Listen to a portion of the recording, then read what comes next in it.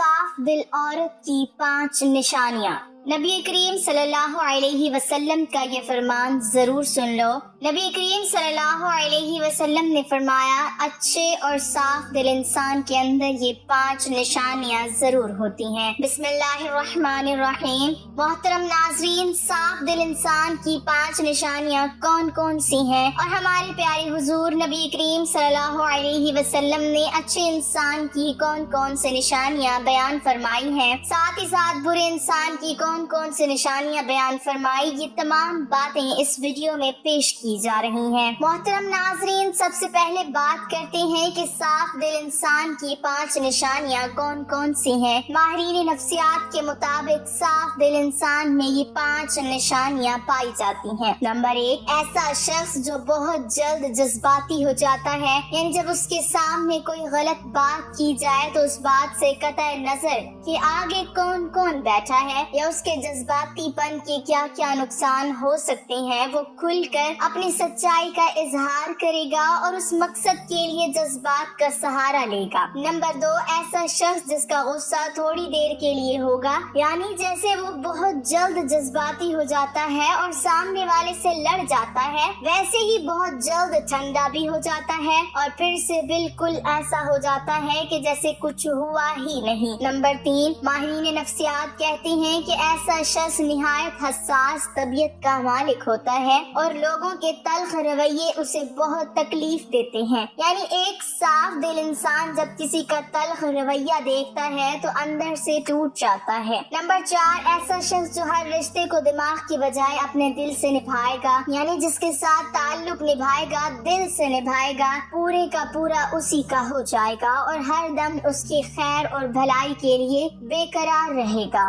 Number 5، ماہرین نفسیات کے مطابق ایک اچھے اور صاف دل کے انسان کی 5ویں نشانی یہ ہے کہ ایسا شخص کبھی کسی کے دل میں اپنے لیے وہ خلوص اور محبت نہیں جگا پائے گا جو وہ دوسروں کے لیے محسوس کرتا ہے، جبکہ اس کے برعکس چالاک، ہوشیار، مکار اور چاپلوس قسم کے لوگ سب کے پیارے ہوتے ہیں۔ محترم ناظرین، یہ وہ 5 نشانیاں ہیں جو ایک صاف دل انسان کے لیے ماہر نفسیات بتاتے ہیں۔ آئیے اب اس کائنات کے سب سے بڑے امام اور پیشوا نبی آخر الزمان حضرت محمد مصطفیٰ صلی اللہ علیہ وسلم کی زبان اقدس سے جانتے ہیں کہ اچھے اور صاف دل انسان کی کیا خوبیاں ہیں۔ امام بخاری رحمۃ اللہ علیہ نے کتاب الادب المفرد میں لکھا ہے کہ حضرت اسماء بنت یزید رضی اللہ تعالی عنہا فرماتی ہیں کہ ایک دن جناب رسول اللہ صلی اللہ علیہ وسلم نے فرمایا کہ کیا میں تمہیں تمہارے اچھے لوگوں کے بارے میں نہ بتاؤں؟ صحابہ کرام نے عرض کیا، یا رسول اللہ ضرور آگاہ فرمائیں۔ جناب نبی اکرم صلی اللہ علیہ وسلم نے فرمایا،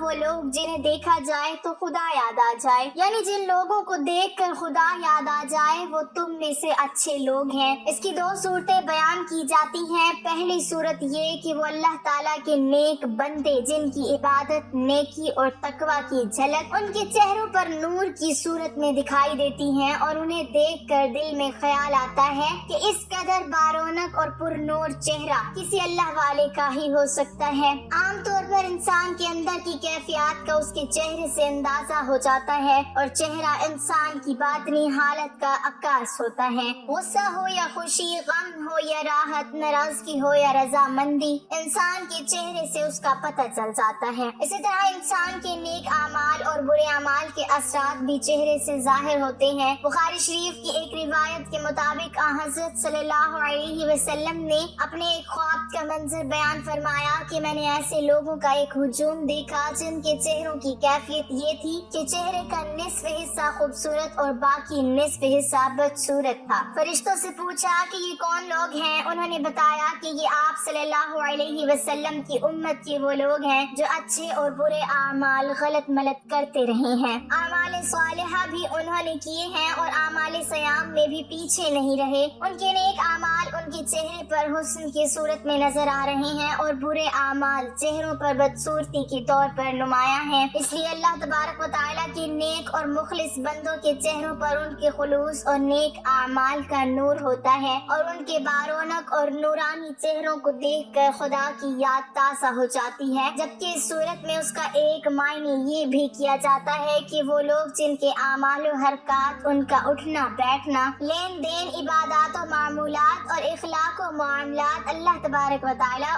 اور رسول خدا صلی اللہ علیہ وسلم کے احکامات کے مطابق ہوتے ہیں، انہیں دیکھ کر ایک مسلمان کی عملی زندگی کا نقشہ سامنے آ جاتا ہے اور خدا یاد آتا ہے. بہرحال جناب نبی کریم صلی اللہ علیہ وسلم نے فرمایا کہ تم میں سے اچھے لوگ وہ ہیں جنہیں دیکھ کر خدا یاد آ جائے. اس کے علاوہ حضرت محمد صلی اللہ علیہ وسلم نے ارشاد فرمایا، کامل مومن وہ ہے جس کے اخلاق اچھے ہوں. مومن اپنے حسن اخلاق سے دن میں روزہ رکھنے والے اور رات میں عبادت کرنے والے کا درجہ پا لیتا ہے. حضور نبی کریم صلی اللہ علیہ وسلم کا ارشاد ہے کہ تم میں بہترین شخص وہ ہے جس کے اخلاق سب سے اچھے ہوں. ہمارے اخلاق ہمارے خالق و مالک کے ساتھ بھی اچھے ہونے چاہیے اور بندوں کے ساتھ بھی. خالق و مالک کے ساتھ اچھے اخلاق کا مطلب یہ ہے کہ اسے ایک جانے، اس کا ہمسر کسی کو نہ بنائیں، جو مال اس نے دیا ہے اس میں سے اس کی راہ میں خرچ کریں، نماز کی پابندی کریں، یوم آخرت پر ایمان رکھیں، قرآن پاک اور دیگر آسمانی کتابوں پر ایمان رکھیں، اس کی حلال کردہ چیزوں کو حلال اور حرام کردہ چیزوں کو حرام جانیں، ہمیشہ اپنے خالق و مالک کا شکر ادا کرتے رہیں اور تکلیف پہنچنے پر صبر کریں. یہ اوصاف ہیں اچھے اخلاق والوں کا اپنے رب کے ساتھ. اسی طرح ہمارے اخلاق بندوں کے ساتھ بھی اچھے ہونے چاہیے. اچھے اخلاق کے لیے علم کا ہونا ضروری ہے، اس لیے علم حاصل کریں اور اس علم سے لوگوں کو فائدہ پہنچائیں. ماں باپ کی فرما برداری کریں، انہیں کبھی چھڑکیں نہیں، ان کے ساتھ نرمی سے بات کریں، انہیں اف تک نہ کہیں، ان کی صحت کا خیال رکھیں، ان کو اپنے ساتھ رکھ کر ان کی خدمت کریں. بندوں کے ساتھ اچھے اخلاق میں یہ بھی ہے کہ رشتہ داروں کے ساتھ صلہ رحمی سے پیش آئیں، رشتوں کو نبھائیں، رشتوں کو جوڑیں. نبی کریم صلی اللہ علیہ وسلم کا ارشاد ہے کہ جو تمہیں محروم کرے تم اسے عطا کرو. ایک اور جگہ آپ صلی اللہ علیہ وسلم نے فرمایا کہ لمبی عمر چاہتے ہو تو اپنے رشتہ داروں کے ساتھ صلہ رحمی کرو.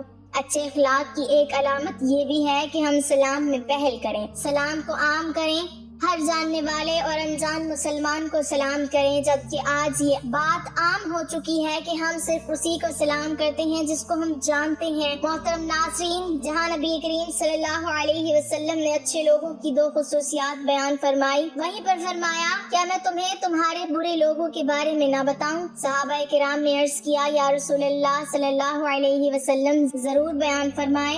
آپ صلی اللہ علیہ وسلم نے 3 باتوں کا ذکر فرمایا. ایک یہ کہ چغلیاں کھانے والے یعنی ایک دوسرے کی چغلی کرنے والے لوگ، چغلی کہتے ہیں ایک دوسرے کو خام خواہ ان کی باتیں پہنچانے والے، ایک کی بات دوسرے کے آگے، دوسرے کی تیسرے کے آگے اور تیسرے کی چوتھے کے آگے. اس کا ہمارے ہاں عام طور پر رواج پایا جاتا ہے اور ہم میں سے بہت سے لوگوں کی یہ عادت بن گئی ہے کہ بلا وجہ لوگوں کو یہ بتاتے رہتے ہیں کہ فلاں تمہارے بارے میں یہ کہہ رہا تھا اور فلاں جگہ تمہارے بارے میں یہ باتیں ہو رہی تھی. بلا ضرورت ایسی باتیں کرنا شرعاً گناہ کبیرہ شمار کیا جاتا ہے، لیکن ہمارے ہاں سرے سے اس کو گناہ ہی نہیں سمجھا جاتا، حالانکہ یہ باتیں اکثر جھگڑوں کا باعث بنتی ہیں. ہمارے معاشرے میں ہونے والے باہمی تنازعات اور جھگڑوں کی وجہ تلاش کی جائے تو اکثر تنازعات کے پس منظر میں کوئی نہ کوئی چغلی کار فرما ہوتی ہے. چنانچہ یہ بہت برا عمل ہے اور اسے جناب نبی اکرم صلی اللہ علیہ وسلم نے برے لوگوں کی علامت قرار دیا ہے.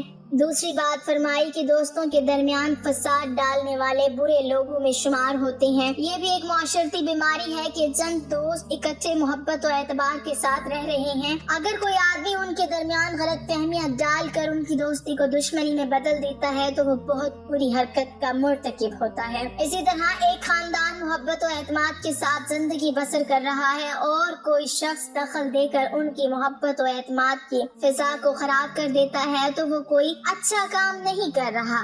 محبت و اعتماد کی فضا خاندانوں میں ہو، دوستوں میں ہو، مشترکہ کام کرنے والوں میں ہو، اس میں فساد ڈالنے والوں کو جناب رسول کریم صلی اللہ علیہ وسلم نے برے لوگوں میں شمار کیا ہے۔ تیسری بات حضور صلی اللہ علیہ وسلم نے فرمائی کہ شریف اور باعزت لوگوں میں عیب تلاش کر کے انہیں بدنام کرنے والے بھی برے لوگ ہوتے ہیں۔ عیب اور کمزوری سے کوئی شخص پاک نہیں، لیکن اللہ تعالیٰ اپنے فضل و کرم کے ساتھ اکثر لوگوں کا پردہ رکھتے ہیں۔ اب ایک شخص عزت کے ساتھ زندگی بسر کر رہا ہے، لوگ اس کا احترام کرتے ہیں اور اسے اچھا آدمی سمجھتے ہیں، لیکن کوئی شخص بلا وجہ اس کی ٹوہ میں لگا رہتا ہے کہ اس کی کوئی کمزوری ہاتھ لگے تو اسے بدنام کرو، اس کا کوئی عیب میرے علم میں آئے تو اس کا پروپیگنڈا کر کے اس کی عزت کو خراب کروں۔ لوگوں کے عیب تلاش کرنے کے لیے ٹوہ میں رہنا، خاص طور پر معزز اور شریف لوگوں کے حالات کا تجسس کر کے ان کے عیب ڈھونڈنا اور پھر انہیں منتشر کر کے ان کی بدنامی اور بے عزتی کا باعث بنانا کوئی اچھی صفت نہیں ہے۔ حضرت صلی اللہ علیہ وسلم نے ایسا مزاج رکھنے والوں کو برے لوگ قرار دیا ہے۔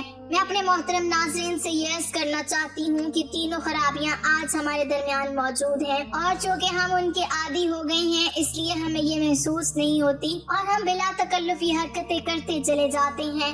ہمیں جناب نبی اکرم صلی اللہ علیہ وسلم کے اس ارشاد گرامی کا بار بار مطالعہ کرنا چاہیے، اس پر غور کرنا چاہیے اور پھر اپنے معمولات اور مزاج و عادات پر بھی نظر ڈال کر اپنی کمزوریوں کو محسوس کرتے ہوئے اصلاح کی کوشش کرنی چاہیے۔ اللہ تبارک و تعالیٰ سے دعا ہے کہ ہمیں ان بڑی بڑی معاشرتی برائیوں سے محفوظ فرمائے اور ہمیں ان لوگوں کے راستے پر چلنے کی توفیق عطا فرمائے جن کو نبی کریم صلی اللہ علیہ وسلم نے اچھے لوگ قرار دیا ہے، آمین۔ ناظرین، کمنٹ باکس میں اللہ تعالیٰ کے 99 ناموں میں سے ایک نام ضرور ٹائپ کریں۔